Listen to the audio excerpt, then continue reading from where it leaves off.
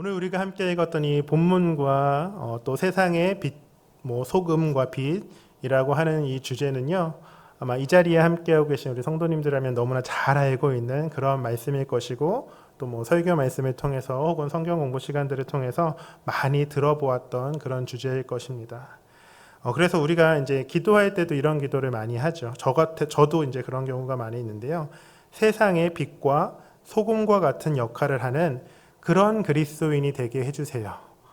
그런 기도들을 우리는 종종 하게 됩니다. 아마 우리 성도님들도 그런 경우가 많이 있으실 거예요.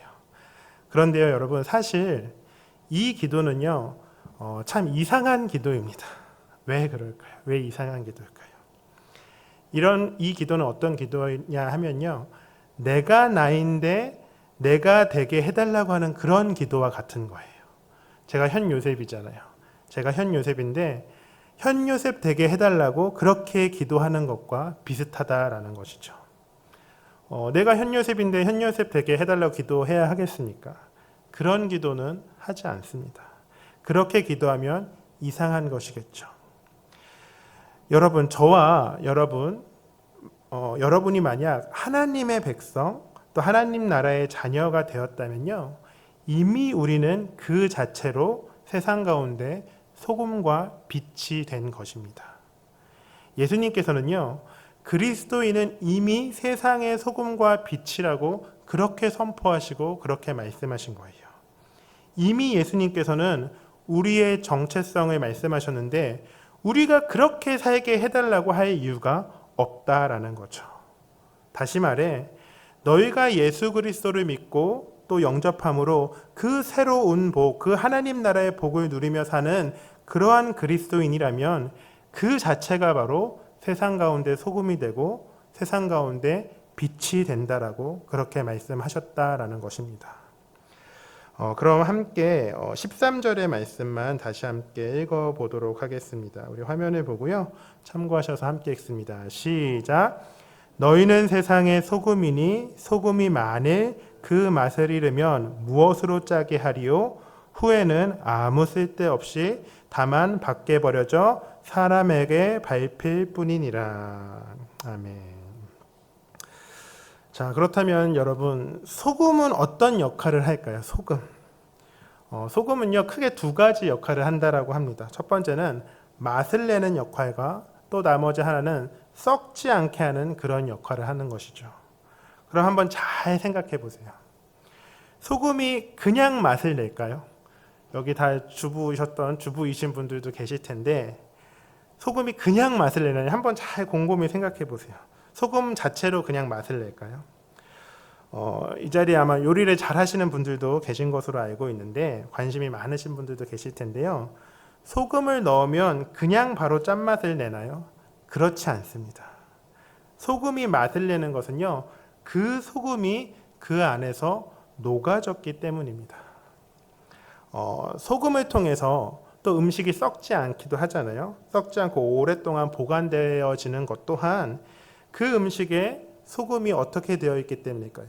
녹아져 들어갔기 때문에 그 음식이 썩지 않고 보관되어질 수 있는 것이죠. 이처럼 소금의 운명이라는 것은요, 자신을 녹여서 맛을 내고 그렇게 썩어지는 것을 방지하는, 그렇게 자신은 사라지는 것이 바로 소금의 역할입니다. 소금이 소금다워지려면 소금 알갱이로 남아있어서는 안 되겠죠. 반드시 소금은 사라져야 소금의 역할을 할 수 있게 되는 것입니다. 그럼 반대로 소금이 녹지 않고 점점 그 알갱이가 굵어지고 더 강해지면 어떻게 될까요? 소금의 역할을 하지 못하는 것입니다. 음식과는 아무런 상관이 없게 되는 것이겠죠. 그저 작은 돌멩이와 같이 되는 것과 같습니다. 그런데 여러분, 예수님께서는요, 우리에게 소금처럼 변해라, 소금이 되도록 노력해라, 그렇게 말씀하지 않으셨다라는 거예요. 뭐라고 말씀하셨을까요?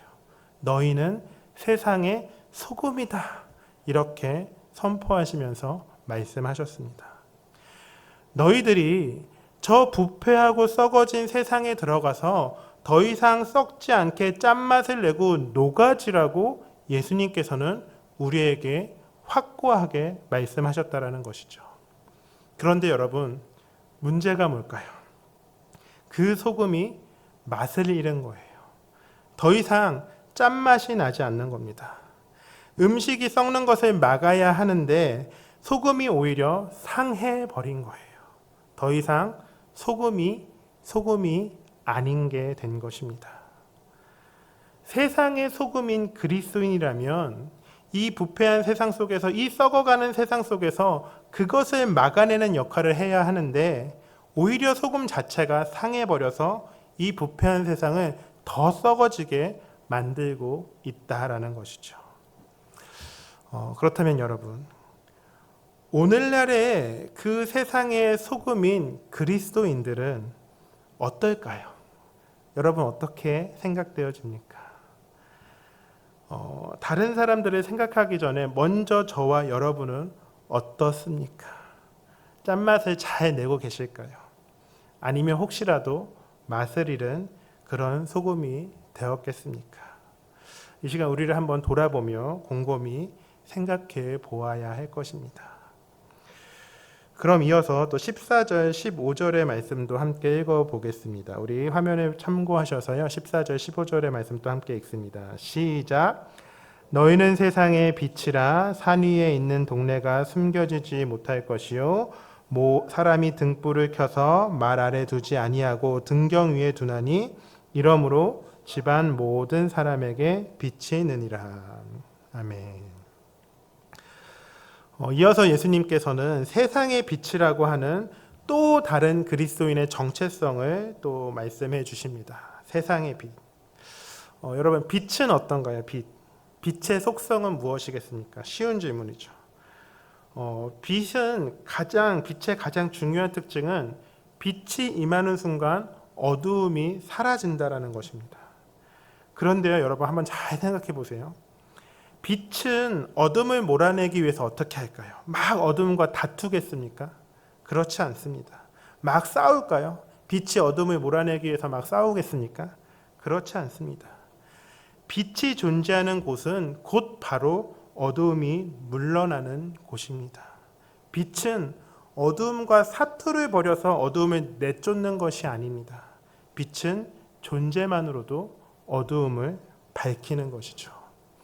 그런데 예수님께서는 우리가 바로 그러한 빛이라고 말씀하십니다. 제발 좀 빛이 되어라. 빛이 되도록 노력해라. 그렇게 말씀하지 않으셨다라는 거예요. 빛은 사람들이 숨기지 못한다. 또한 빛은 바구니로 덮어 씌우는 법이 없다. 등불을 켜서 스탠드 위에 두듯이 모든 사람에게 비치게 하는 것이 빛의 목적이다. 그러니 너희는 세상의 빛이다라고 이렇게 예수님께서는 말씀하시죠. 이 말씀은 우리가 여러 가지로 좀 적용하고 또 해석하며 이제 묵상을 해볼 수 있을 것입니다. 여러분은 잘 기억나지 않으시겠지만 제가 예전에 성경 공부를 인도할 때 이제 동일한 주제를 가지고 말씀을 가지고 이제 설교를 전한 적이 있었습니다. 그때는 이제 요한복음의 본문을 가지고 말씀을 전했었는데요. 요한복음에서도 예수님께서는 나는 세상의 빛이다. 더 나아가서 나는 생명의 빛이다. 라고 그렇게 말씀하셨습니다. 그리고 그 예수님이 우리들 또한 너희는 세상의 빛이라고 그렇게 말씀하셨습니다. 그래서 스스로 빛이신 그 이제 조금 어려운 말로 태양과 같은 이제 그 예수님은 발광체이신 예수님께서 그 비춰주시는 그 빛을 우리들이 달과 같은 반사체가 되어 세상 가운데 그 빛을 비추어야 된다라고 제가 그런 이야기를 전했던 적이 있습니다. 그렇게 세상의 어둠을 밝혀야 한다라고 말씀을 드렸었죠. 그런데요, 저는 오늘 조금 다른 차원의 이야기를 좀 여러분들과 나누고 생각해 보고자 합니다. 이 마태복음 5장의 산상수훈의 말씀을 보면 등불이라는 표현이 나옵니다. 여러분, 등불을 한번 잘 생각해 보세요. 등불의 불이 밝히려면 어떻게 해야 하겠습니까? 등불의 불이 밝혀지려면 무엇이 필요할까요? 요즘 우리들은 이 예배당도 마찬가지지만 전기로 보통 이제 불을 밝히고 등불을 사용하는 일이 밝히기 때문에 등불을 사용하는 경우는 거의 없죠. 등불을 피우려면 그 불을 계속 유지하려면 필요한 것이 있습니다. 그것이 무엇입니까? 연료가 필요해요. 보통 기름을 많이 사용하죠. 등불을 켜고 등불을 유지하려면 기름이 필요한 것입니다. 결국 그 기름이 태워져야 어두움을 밝히는 빛이 발생하게 된다라는 것이죠. 초를 한번 또 생각해 보십시오. 촛불은 분명 어두움을 밝힙니다. 그런데 그렇게 초가 어두움을 밝히려면 무엇이 필요하겠습니까? 초 스스로가 필요한 거예요. 초는 자신의 몸을 태워서 빛을 만들어냅니다. 이처럼 어두움을 밝히는 빛이 있으려면 그것을 유지할 수 있는 무언가가 필요하다라는 것이죠. 그렇다면 여러분, 이러한 해석을 가지고 주님께서 우리에게 말씀하신 세상의 소금과 빛이 되라, 이 말씀에 적용을 한번 해보겠습니다. 그것은 어떻게 우리가 적용해 볼 수 있겠습니까? 결국 우리가 이 땅에 임한 그 하나님 나라를 세워가려면, 그 주님께서 우리를 지으신 그 목적을 이루려면 우리가 어떻게 해야 하겠습니까? 무엇을 주님께서 말씀하시는 걸까요? 바로 녹아짐과 태워짐을 우리에게 말씀하고 계신 거죠. 너희가 녹아지고 너희가 태워져야 한다라고 주님께서는 그렇게 우리에게 말씀하십니다. 녹지 않는 이상은 돌덩이와 같은 녹지 않는 그런 소금이 되거나 맛을 잃은 맛이 상한 그런 소금이 되어서 소금은 소금인데 버려지는 필요 없는 소금이 되는 것이 아니라 세상 가운데 잘 스며들어서 부패하고 썩어져가는 그 세상의 방향성을 다시 거룩한, 다시 건강한 사회로 되돌리도록 그 방향성을 바꾸는 것이 바로 우리가 이 세상의 소금이 되는 것입니다. 그리고 등불은 등불인데 자기 역할을 못하는 그런 등불, 그렇게 타지 않는 기름, 그렇게 타지 않는 초가 되어서 타지도 않고 불도 피우지 못하는 그런 등불이 아니라 이 어두운 세상 가운데서 우리의 삶을 태워감으로 이 흑암과 같은 세상을 주님의 빛으로 밝혀 그 하나님 나라의 놀라운 일들을 이 땅 가운데 세워나가는 것, 그것이 바로 우리가 이 세상 가운데서 빛이 되는 것입니다. 저는 최근에요, 최근보다 이제 근 몇 년 동안 계속해서 좀 고민하고 또 기도하고 묵상하는 좀 중요한 주제가 있습니다. 그것이 무엇이냐면요, 왜 그리스도인이 세상 가운데 욕을 먹는가? 그런 주제예요. 왜 그리스도인이 세상 가운데 욕을 먹는가?